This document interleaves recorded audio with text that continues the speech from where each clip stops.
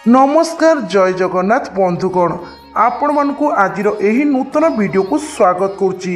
आजिर एही नूतन वीडियो माध्यम जानिबा एक जरूरी विषय वस्तु उपरे जहाँकि हेउची शंख।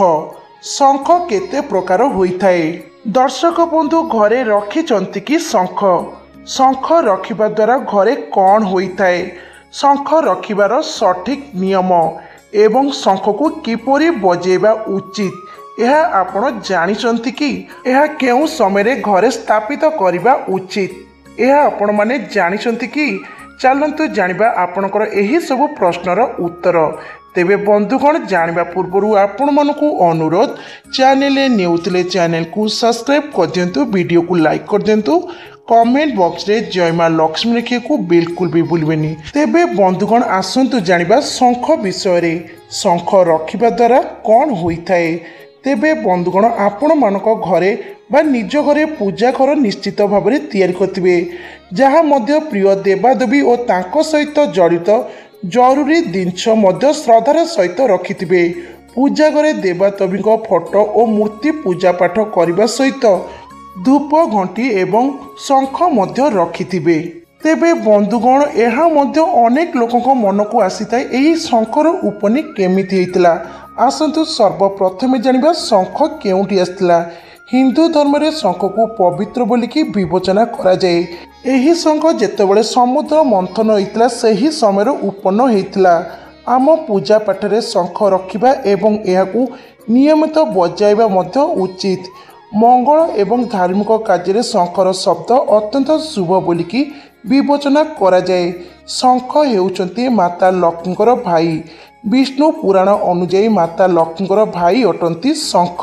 यह सहित बंधुगण वैज्ञानिक तथ्य अनुଯାयी यह बजाइबा द्वारा व्यक्तिଙ୍କର हृदय मांसपेशी दृढ़ होता है, स्मृति शक्ति वृद्धि पाए एवं आपणकर अनेक श्वास जनित रोग मध्य मुक्ति होता है। तेबे बंधुगण आसंतु जानिबा प्रथमे शंख केते प्रकार होता है।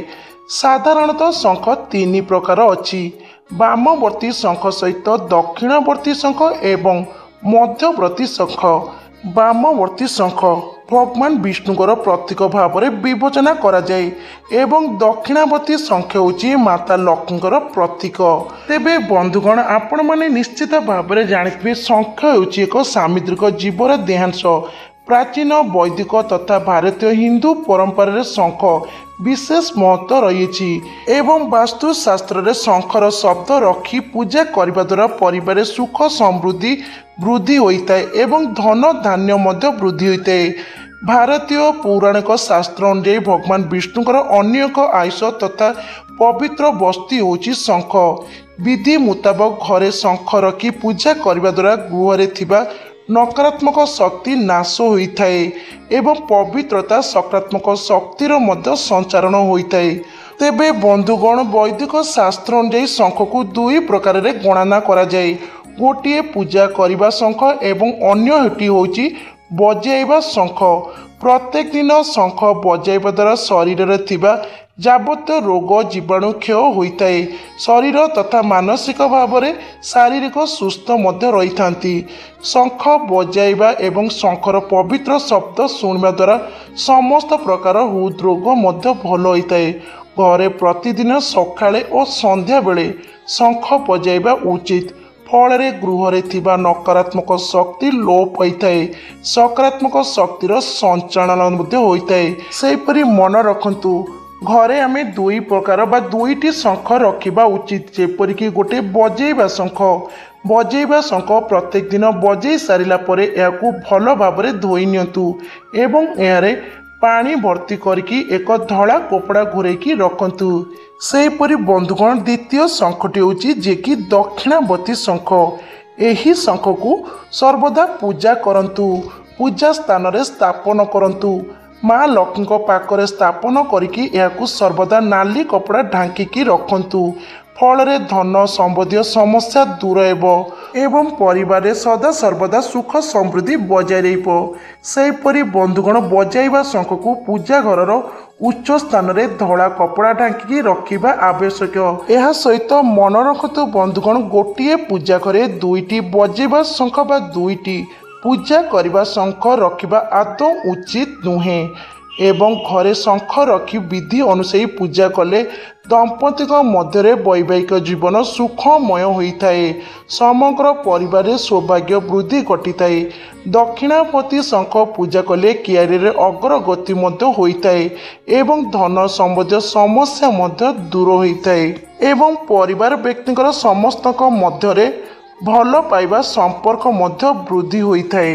तेबे बंधुगण एबे आसंतु जानि नबा घरे केउं समय बा केउं दिन शंख को स्थापन करने उचित।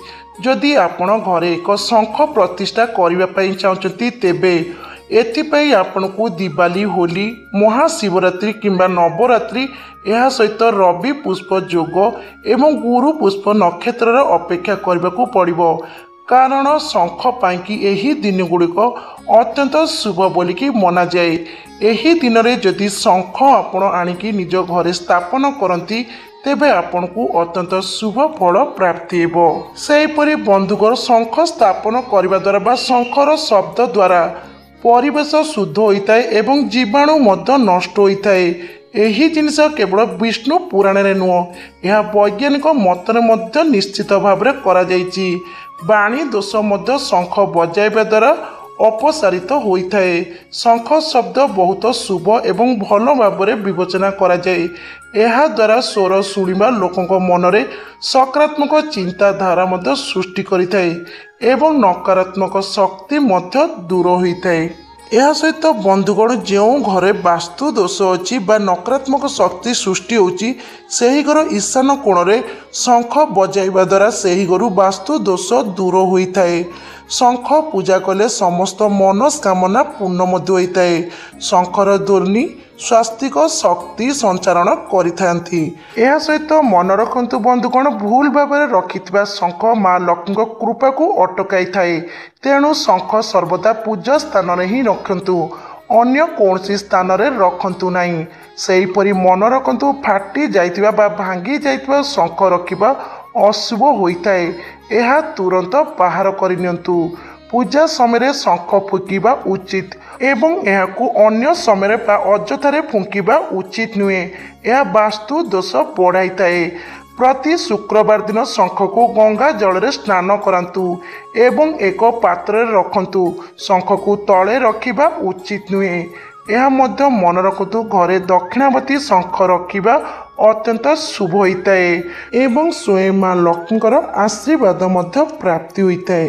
तेबे बंधुगण आपण माने तो निश्चित भाव में जानीपारे शंख रखिबा द्वारा घरे कौन होता है किपरि नकारात्मक शक्ति दूर होता है। केउं शंख पूजिबा द्वारा माँ लक्ष्मीकर आशीर्वाद प्राप्ति सहित भगवान विष्णुकर मध्य आशीर्वाद रही थाए एवं केउं सबु रोग मध्य दूर होता है। तेबे बंधुगण जदि आपण मानकु आजिर एही वीडियोटी भल लगी तेबे वीडियो को गोटे लाइक कर दियंतु एवं चैनल को सब्सक्राइब कर दियंतु जहाँ फल कि आपण को पाई कि एहीपरि नुआ नुआ वीडियो नहीं आसबू। सेहीपरि बंधुगण कमेंट बॉक्स रे जय माँ लक्ष्मी लिखा को बिल्कुल भी भूलबेनी। तेबे बंधुगण आजिर वीडियोटी एठी रखुची। नमस्कार। जय जगन्नाथ।